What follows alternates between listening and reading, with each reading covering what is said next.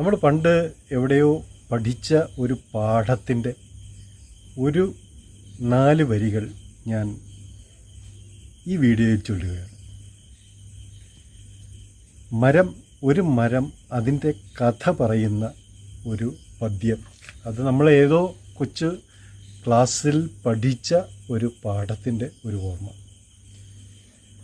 മരമായിരുന്നു ഞാൻ പണ്ടൊരു മഹാനദിക്കരയിൽ, നദിയുടെ പേരു ഞാൻ മറന്നുപോയി. നൈലോ, യൂഫ്രട്ടീസോ, യാങ്സ്റ്റിനോ, യമുനയോ, നദികൾക്കെന്നേക്കാളും ഓർമ്മ കാണണം അവർ. കടലിൽ ചിറകുള്ള സഞ്ചാരപ്രിയർ, നിലത്തെഴുതാൻ പഠിച്ചവർ, പറയാൻ പഠിച്ചവർ. ഒന്നു മാത്രമുണ്ട് ഓർമ്മ, പണ്ടേതോ ജലാദ്രമാം വെണ്ണിൻ്റെ തിരുനാഭിക്കുഴിയിൽ കിളിർത്തു ഞാൻ. എന്നിൽ1000 കൈകൾ മുളച്ചു നഭസ്സിൻ്റെ സ്വർണ്ണ കുംഭം വാങ്ങി കുടിച്ചു ദാഹം തീർക്കാൻ. പച്ചിലകളാൽ എൻ്റെ നഗ്നത മറച്ചു ഞാൻ, സ്വച്ഛ ശീതളമായ മണ്ണിൽ ഞാൻ വേരോടിച്ചു. ഏകദേശം ഒരു 10-60 വരിയോളമുള്ള ഒരു മരത്തിൻ്റെ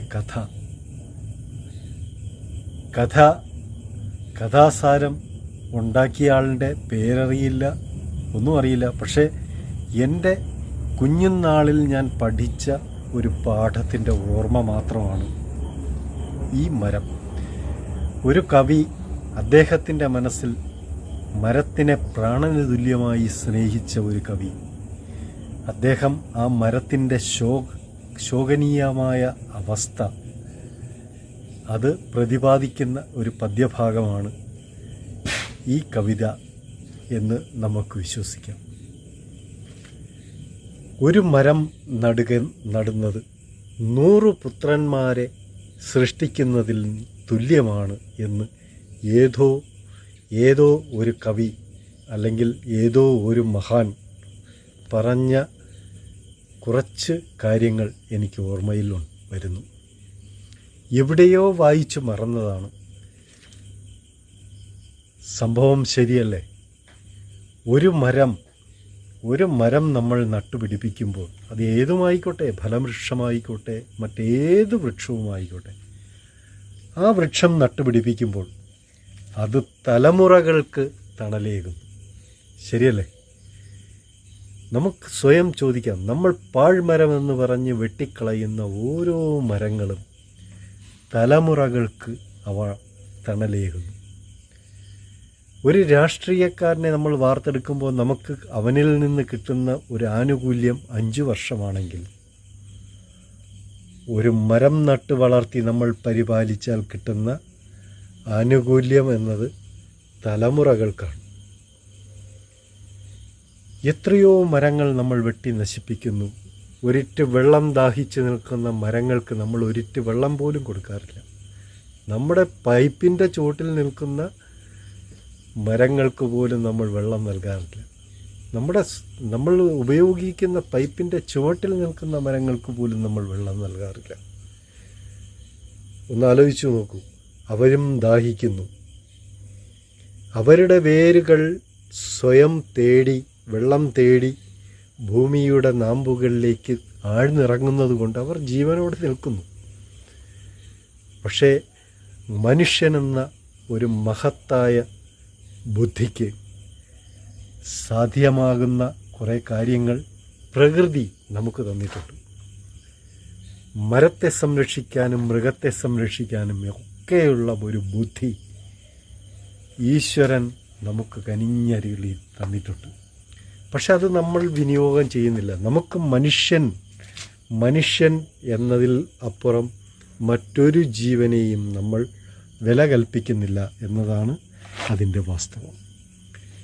ഇന്ന് ഈ ഞാനും നിങ്ങളും ഒക്കെ അടങ്ങുന്ന ഓരോ വ്യക്തിയും ഒരു മരത്തെയും നമ്മൾ സംരക്ഷിക്കാൻ തയ്യാറാകുന്നില്ല. എൻ്റെ നാട്ടിൽ റോഡ് വികസനമെന്ന് പറഞ്ഞ് 400 വർഷത്തോളം പഴക്കമുള്ള ആഞ്ഞിൽ മരങ്ങൾ വെട്ടിമുറിക്കപ്പെട്ടപ്പോൾ സത്യം പറഞ്ഞാൽ ഞാൻ ഒരുപാട് സങ്കടപ്പെട്ടു. ഒരുപാട് സങ്കടാധീരൻ. എൻ്റെ ഉള്ളിൽ ഒരുപാട് സങ്കടമുണ്ടായി. ആ മരം, അതിൻ്റെ ശേഷി, ശ്രേഷ്ഠമായ തണൽ. സത്യം പറഞ്ഞാൽ എൻ്റെ വീട്ടിലേക്ക് പോകുന്ന ആ റോഡ് ഇപ്പോൾ മരുഭൂമിയായി. എത്രയോ വർഷങ്ങൾ പഴക്കമുള്ള മരങ്ങളാണ്.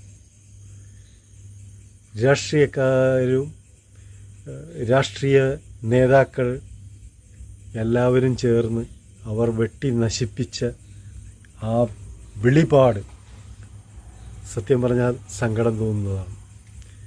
ആ സ്ഥാനത്ത് ഒരു മരത്തൈ വച്ചു പിടിപ്പിക്കാൻ അവരാരും തയ്യാറായതുമില്ല.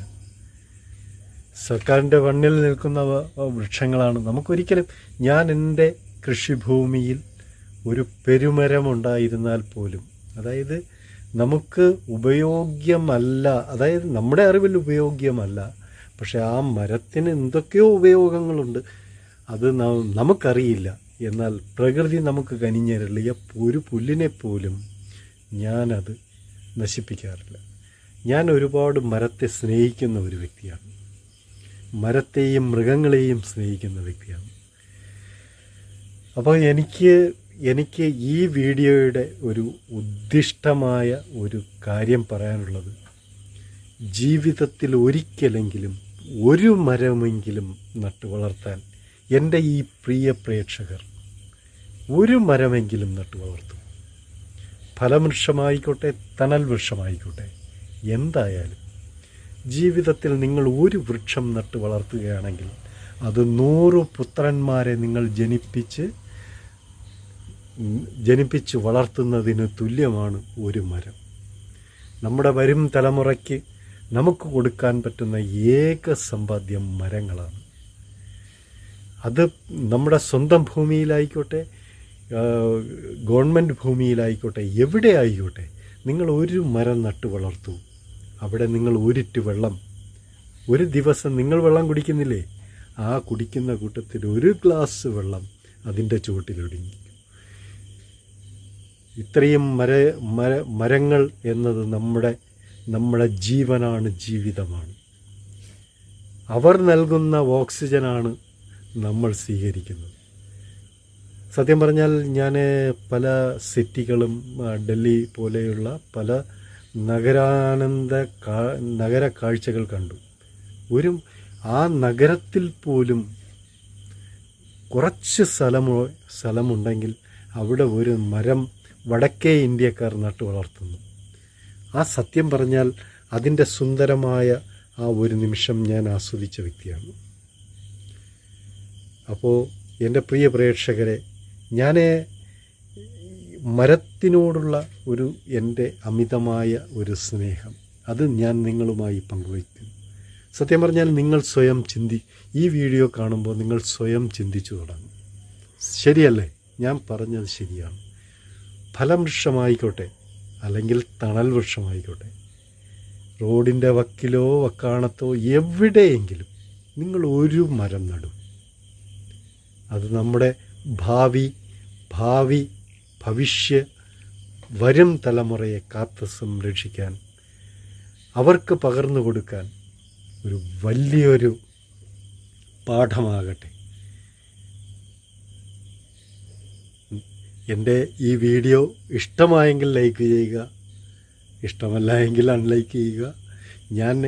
എൻ്റെ മനസ്സിലെ ആശയങ്ങൾ ഞാൻ നിങ്ങളോട് പ്രവചിച്ചു. സ്വീകരിക്കുകയും സ്വീകരിക്കാതിരിക്കുകയും നിങ്ങളുടെ ഇഷ്ടമാണ്. കാര്യം വനവൃക്ഷങ്ങൾ എന്നത് നമ്മളെല്ലാം അയ്യോ അത് വനമല്ലേ, അല്ലെങ്കിൽ അത് പാഴ്വൃക്ഷമല്ലേ? അല്ല, ഈ ഭൂമിയിലെ ഒരു നാമ്പ് പോലും പാഴല്ല. നമുക്കിടയിലുണ്ട് മൃതസഞ്ജീവനി, നമുക്ക് മുന്നിലുണ്ട് മൃതസഞ്ജീവനി. പക്ഷെ അത് നമുക്ക് കണ്ടെത്താൻ കഴിയുന്നില്ല. കാര്യം നമ്മുടെ വേദങ്ങളെല്ലാം ഈ ബ്രിട്ടീഷുകാരൻ കൊണ്ടുപോയി. അതിനെ തിരുത്തി പഠിക്കാനോ അതിൻ്റെ പാഠങ്ങൾ ഉൾക്കൊള്ളാനോ നമുക്ക് കഴിയില്ല. കാര്യം നമ്മളെ 100 വർഷം നമ്മുടെ ഭാരതീയ സംസ്കാരത്തെ മോഷ്ടിച്ചു കൊണ്ടുപോയി. ഋഗ്വേദം, യജുർവേദം, സാമവേദം, അഥർവേദം. ഈ 4 വേദങ്ങളിൽ ഒരു വേദം മാത്രം അവർക്ക് കൊണ്ടുപോകാൻ കഴിഞ്ഞില്ല. അത് കൊണ്ടുപോയിരുന്നെങ്കിൽ അവർ ഈ നമ്മുടെ ഭൂശാസ്ത്രത്തെ തന്നെ അവർ മാറ്റിമറിച്ചേനെ. ആ അഥർവേദം നമ്മുടെ ഇന്ത്യയിൽ തന്നെ തങ്ങി. പക്ഷേ നമുക്ക് ഗുണകരമായ ഋഗ്വേദവും യജുർവേദവും സാമവേദവും ഈ 4 വേദങ്ങളും അവർ കൊണ്ടുപോയി. എന്നിട്ടും നമ്മുടെ ഭൂമി ധന്യമാണ്. നമ്മുടെ ഭാഷാശാസ്ത്രങ്ങളെ പഠിച്ചെടുക്കാൻ ഇംഗ്ലീഷുകാരന് ഇന്നും കഴിഞ്ഞിട്ടില്ല. ഇന്നും അവർക്ക് കഴിഞ്ഞിട്ടില്ല. പക്ഷേ നമ്മുടെ വേദങ്ങളെല്ലാം കൊണ്ടുപോയി. നമ്മുടെ സംസ്കാരത്തെ അവർ കൊണ്ടുപോയി. 100 വർഷം നമ്മളെ ചവിട്ടി മെതിച്ച് അവർ രാജ്യത്ത് ഭരണം കാഴ്ചവെച്ചു. എന്നിട്ടും നമ്മുടെ സംസ്കാരം നമ്മുടെ പ്രകൃതിയിൽ തന്നെ നിലനിൽക്കുകയാണ്. നമ്മുടെ പ്രകൃതിയിൽ തന്നെ മധുരവും പുളിപ്പും കലർന്ന എല്ലാ രുചിഭേദങ്ങളും നമ്മുടെ ഈ ഭാരത സംസ്കാരത്തിലില്ലേ? ശരി, ഇത്രയും പറഞ്ഞുകൊണ്ട് എൻ്റെ ഈ ചാനൽ ഞാൻ ഈ വാക്കുകൾ നിർത്തുകയാണ്. നന്ദി, നമസ്കാരം. നിങ്ങൾ എൻ്റെ ചാനൽ കഴിയുമെങ്കിൽ ലൈക്ക് ചെയ്യുക, കഴിയുമെങ്കിൽ ഷെയർ ചെയ്യുക. ഇത്രയും എനിക്ക് പറയാനുള്ളൂ.